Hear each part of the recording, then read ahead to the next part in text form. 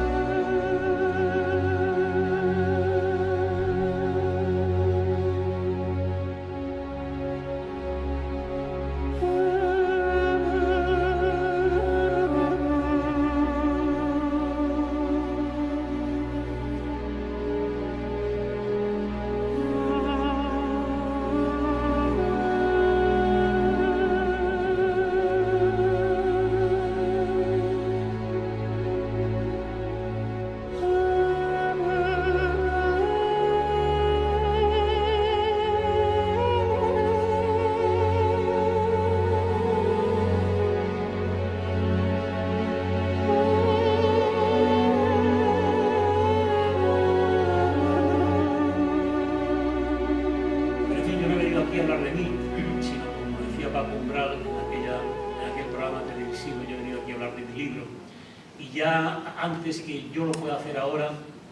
toda esta cohorte de abderramanes que nos han desfilado en un desfile majestuoso que ha hecho gracias a la maravillosa artística aguja de Carmen Molina, nos ha presentado un desfile de moda andalusí que le agradecemos muchísimo por todo el despliegue que han hecho. Las figuras principales en la tarde de hoy es Nejla, que es la esposa que Abderramán I tuvo que abandonar en Siria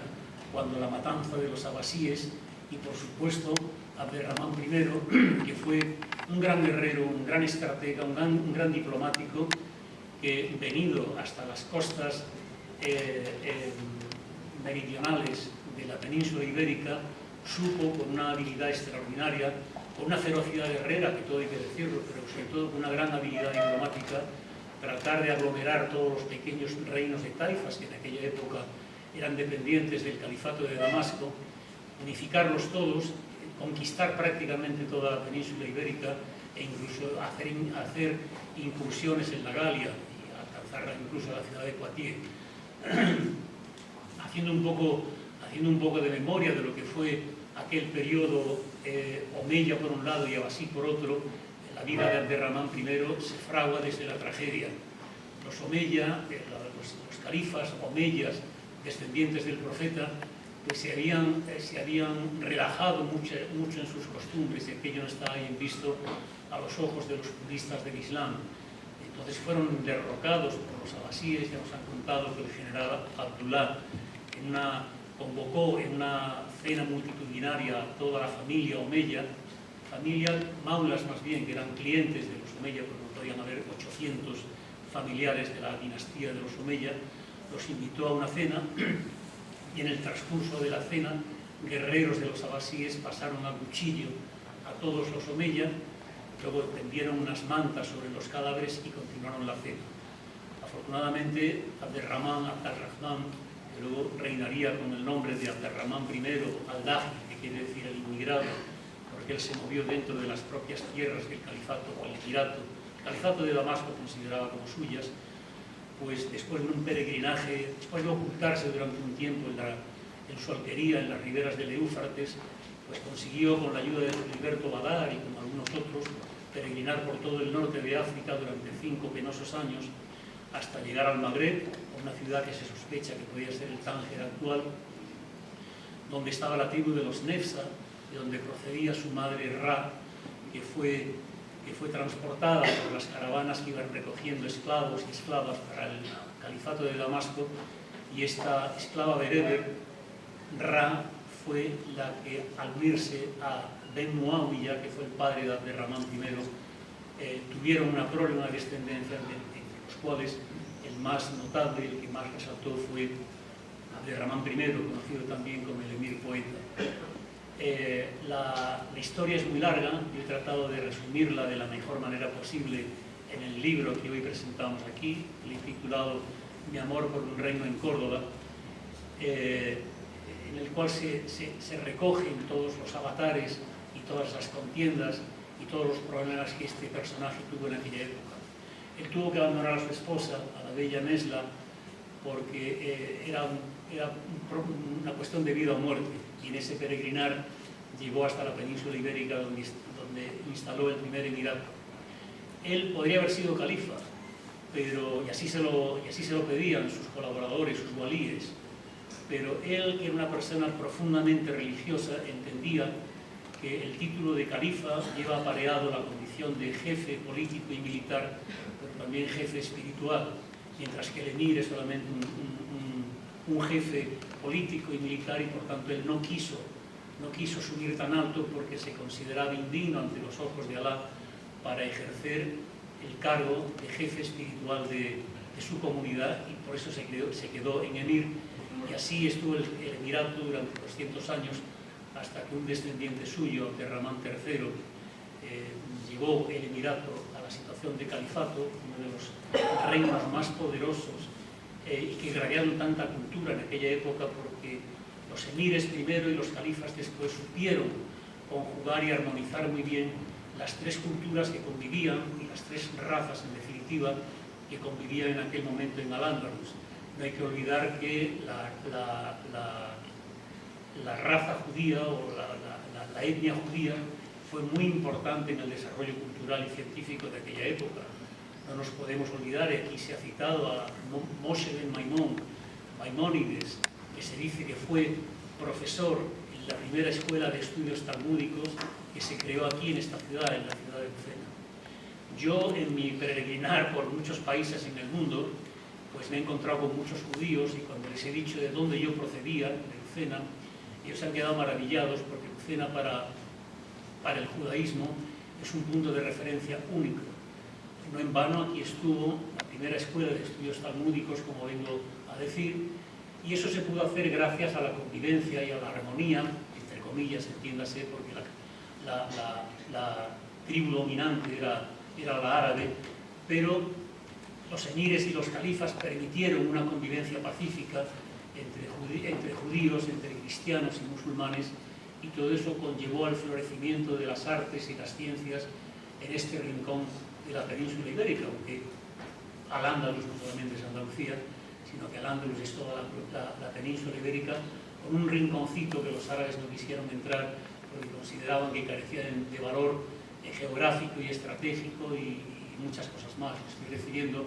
a lo que hoy conocemos como País Vasco y Asturias. Los árabes intentaron entrar ahí, pero estaba lleno de osos y de lobos y de gente pues muy agresiva, y entonces renunciaron a poseer aquellas tierras. Pero el Emirato primero y el Califato después irradiaron cultura y irradiaron ciencia. Los médicos cordobeses, como por ejemplo Averroes, que era musulmán, o Maimónides, que era judío, instalaron las bases de una medicina moderna. Se cuenta que Abderramán III,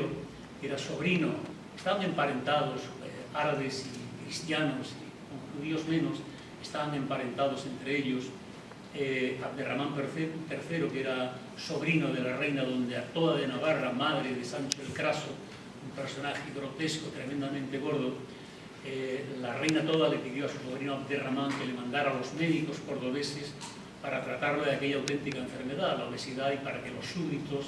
no se rieran del que iba a ser su sucesor, su heredero, el rey de Navarra. Entonces, en aquella época, aunque parezca mentira, las caravanas podían tardar 5 o 6 días en llegar desde Pamplona a Córdoba. Sancho el Craso fue tratado por los médicos cordobeses, que lo primero que hicieron fue lavarlo, porque no se había lavado en su vida,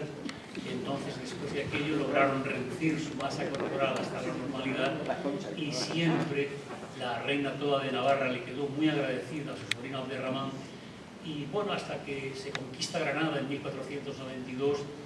muchas jóvenes cristianas casaban con musulmanes en matrimonios más o menos secretos, y fue una convivencia que eso le valió en aquellos años, y hoy en día sigue predominando ese concepto, el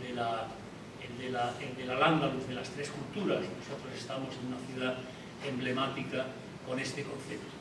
En el libro también se describe, aparte de todas las peripecias que tuvo que pasar Abderramán I para llegar a conquistar Al-Ándalus, pues se describen otros muchos avatares de la vida privada de Abderramán I y de las buenas cosas que hizo. Cuando él, el 18 de mayo, tras la batalla de Almusara, vence por fin a Alfirí, que fue su oponente, un walí que dominaba una parte importante de la península ibérica, había múltiples reinos de taifas, desde Medina Mursilla, lo que hoy es Murcia, o Emérita Augusta en Mérida, o Arunda en Ronda, y muchos otros reinos. Él logró pacificarlos, y cuando entró triunfalmente en Córdoba, el 25 de mayo, pues él entendió que una de las cosas más importantes que tenía que proveer a sus súbditos era un lugar para orar. En aquella época existía una iglesia, una pequeña iglesia visigótica, la iglesia de San Vicente, que había sido hecha, se cuenta, sobre un templo romano, en el que se dice que el propio Salomón vino a orar a la deidad a la que estaba dirigida aquel templo. Entonces Abderramán I negoció con el obispo de Córdoba unas conversaciones muy interesantes que se describen en este libro, la compra parcial de la iglesia de San Vicente para erigir la primera parte de la mezquita de Córdoba. El obispo se opuso, fueron unas negociaciones francamente interesantes, y al final pues la imposición de la fuerza, cegando los pozos que daban agua a los cristianos en el entorno a la mezquita, a la iglesia de San Vicente, pues logró crear la primera parte de esa catedral. La iglesia de San Vicente era una iglesia visigótica bajita, porque la talla en aquellos años del hombre y de la mujer visigoda era realmente pequeña y esto, Abderramán I, acostumbrado a la grandeza y a la magnificencia de la mezquita de los Omeya en Damasco, que yo he visitado en múltiples ocasiones, entendió que la altura del templo tendría que estar a la altura del poder de Alá, y por esa razón a su alfaquí, a su arquitecto, le pidió levantar el techo lo más posible. Como aquello no había forma de hacerlo, después de darle 1000 vueltas al proyecto, el arquitecto por fin ideó que con las columnas que habían sacado de múltiples templos cristianos en aquella época, erigió una columna, un arco apoyado en 2 columnas, y sobre esas columnas levantó otras 2 columnas más, dando esa doble arcada típica de la mezquita de Córdoba y que se ve en muy pocos sitios del mundo. Cuando Abderramán terminó y vio la mezquita de Córdoba concluida antes de fallecer y dejarle el poder a su hijo al-Rida Hisham, que estaba entonces en Emérita Augusta, pues él se quedó auténticamente maravillado y entendió que había erigido para Alá el templo más bello del Islam, y así se lo hacía comunicar a su amada Nesta en las cartas que se cruzaban. El libro, ya para concluir, está dividido en 4 partes. En la primera parte, que son 3 viajes y 10 cartas. Los 3 viajes, el primero es un viaje que un librero de viejo de Madrid hace a Túnez en una excursión un poco atrabiliaria, y entonces en un chamarilero del viejo mercado de Túnez encuentra un manuscrito que no sabe valorar adecuadamente, y que después de hacer unos estudios en el Instituto de Cultura Árabe en Madrid, pues le dicen que son cartas muy valiosas que un emir de Córdoba ha escrito a una esposa que había dejado en Siria. Y bueno, pues ahí en las cartas Abderramán I le va contando a Nesta, a la esposa que ha dejado en Siria, todos los avatares de su vida, hasta que acaba con la conclusión de la mezquita de Córdoba y con el palacio de Al-Rusafa, un palacio que él erigió al mismo estilo que el que tenía su abuelo Hisham en Damasco, en el distrito de Qura Serrín. Ahí se describen con todos los detalles todas las peripecias que tuvo que sufrir Abderramán I. Y finalmente el libro se cierra con 2 viajes. Una, que el librero, una vez que ha leído toda la vida de Abderramán I, quiere conocer en qué ambiente se desenvolvió la vida de aquel emir poeta, y hace un viaje a Córdoba muy interesante, en el cual con unos amigos cordobeses van descubriendo y van caminando por todas las huellas de Abderramán I. No consiguen mucho, porque la verdad es un poco decepcionante. Si uno va a Córdoba, pues no hay tanto como se espera. A mí me ocurrió lo mismo en Damasco. Siria es un país que he visitado más de 10 o 12 veces en mi vida, y siempre fui buscando la huella de los Omeya y prácticamente ni nada. Hay mucho vestigio grecorromano, pero árabe realmente, pues aparte de la cultura actual, de la lengua y de la religión, no existe mucho sobre los antepasados Omeya, que además ellos tratan un poco de olvidar. Y finalmente este librero de viejo que se ha hecho con las cartas que Abderramán I le escribe a su amada Nesla en Siria, pues entiende que él no puede quedarse con aquel manuscrito que es tan valioso, y quiere devolverlo al Ministerio de Cultura sirio, y ese viaje es el que concluye la parte novelada o más novelada de esta obra que me permití escribir en el transcurso de varios años. Y esto es lo que yo quería contarles. Les invito a que lean este libro, no tanto porque es una historia interesante, sino porque ustedes van a conocer lo que son nuestras propias raíces. Es muy importante saber quiénes somos, pero sabiendo de dónde venimos. Y el libro les va a dar las huellas y las pistas para saber que si hoy somos lo que somos, es porque somos un pueblo viejo y muy rico. Somos descendientes y herederos de tartesos, de romanos, de cartagineses, por supuesto que de árabes y también de cristianos. Y toda esa amalgama hecho en este crisol al que llamamos España es lo que ha hecho de nuestro país uno de los países más importantes del mundo,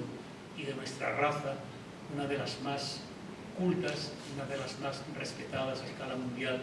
Y eso lo puedo afirmar y garantizar, porque allá por donde me he movido en el mundo, pues todos sienten no solamente un gran respeto por este país, sino una simpatía que realmente hace que nos reconozcan como un pueblo en el que merece la pena haber nacido y en el que merece la pena desarrollarse y vivir. Yo, antes de concluir, me voy a permitir, si ustedes tienen 2 minutos más, en decirles por qué a Abderramán I se le llama el emir poeta. Al-Dakhil era el nombre que le pusieron los suyos. Al-Dakhil quiere decir el inmigrado, porque él no emigró desde Siria a la península ibérica. Esto ya pertenecía en cierto modo al califato de Damasco y por tanto él migró dentro de sus propias tierras y por eso le llamaban el inmigrado. Pero él fue un gran emir, un emir poeta. Compuso muchos poemas y uno de ellos, que es muy famoso, del cual se han hecho muchísimas versiones libres. Yo también me permití hacer la mía, que lo transcribí en este libro y que se la leo en un momento nada más. Es un poema dedicado a la palmera, porque no hay que olvidar que las palmeras que hoy tenemos, tanto en la península ibérica como en muchos países mediterráneos y también europeos, fueron importadas por los Omeya. En la novela se dice que fue Nesla la que le envió a su querido Abderramán una palmera para que nunca se olvidara de su amada Siria. Y el poema que yo me he permitido adaptar según mi mejor saber, leer y entender, dice: extranjera como yo, en esta tierra turbada, vives palmera afligida buscando la luz del alba que viene desde Damasco por montañas y desiertos hasta Córdoba lejana. Por tus palmas y mis venas circula una nueva savia hecha con aguas del Bárada y con arenas ardientes de nuestra soñada patria. Si tú pudieras sentir el dolor que hay en mi alma, tu tronco se partiría, palmera, en tierras de Hispania. Antes de terminar, déjenme que exprese mi agradecimiento muy sincero, en primer lugar, a mi querida amiga María José Feria, es mi agente literaria para las obras que vamos desarrollando. Sin ella, pues posiblemente yo no estaría hoy aquí. También quiero expresar mi agradecimiento a mi buen amigo Gonzalo Angulo, porque él ha colaborado con María José Feria de una manera decisiva para la promoción de este acto. Cómo no, al presidente de esta institución, de este círculo lucentino, a don Juan Ruiz, que tiene nombre de arcipreste de Isla. Y cómo no también a mi querida Carmen Molina, una artista, una maga de la aguja y el dedal, que con su inmensa imaginación y su buen saber ha confeccionado este desfile de vestidos andalusíes que engrandecen, enaltecen, ennoblecen y sobre todo embellecen a las bellísimas modelos que los portan, como no también a Abderramán I, que por cierto está muy bien representado porque era tuerto de un ojo, perdió el ojo en una batalla. Y en fin, también agradecer a Pico de la librería Juan de Medina, de aquí de Lucena, porque ellos nos están apoyando mucho en la difusión de estas obras. Y bueno, sí, claro, como no, y al que me ha precedido, a Francisco López Salamanca, en el uso de la palabra, porque ha hecho una semblanza posiblemente inmerecida de mí, porque yo lo que he procurado hacer en la vida es un observador de todo lo que me ha rodeado. He procurado ejercer y sigo ejerciendo mi profesión de la manera más honesta posible.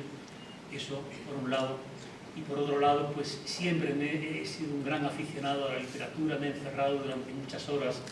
en mi estudio para inventarme personajes y crear historias absolutamente de ficción, porque en el espíritu del escritor eso te permite vivir muchas vidas en las vidas de los personajes que tú vas creando. Y eso es fascinante para un escritor, porque cuando uno se pone a escribir y a crear personajes, los primeros 20 folios son muy duros, porque uno se enfrenta al papel en blanco y eso es muy duro. Pero una vez que uno crea unos personajes y les da vida, estos personajes se transforman en seres tan reales que al cobrar ellos mismos su propia vida, ellos crean su argumento vital y van llevando al escritor de la mano prácticamente en volandas. Y eso es lo que para mí es fascinante, y aparte de ser médico, pues ser escritor. Y sobre todo sentirme muy andaluz, muy cordobés y también muy, pero que muy lucentino, a pesar de que mi vida se ha desarrollado y se sigue desarrollando fuera de estas tierras a las que llevo íntimamente en mi corazón. Y a todos ustedes, muchísimas gracias por la molestia que se han tomado en estar esta tarde con nosotros. Gracias.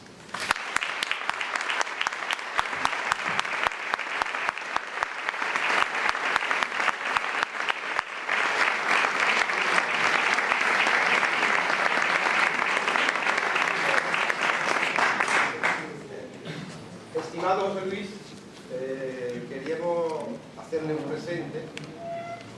presente y invitarle para que venga otra vez a presentarnos alguna de sus nuevas obras, de los trabajos que siga realizando, y creemos que este presente puede ser un complemento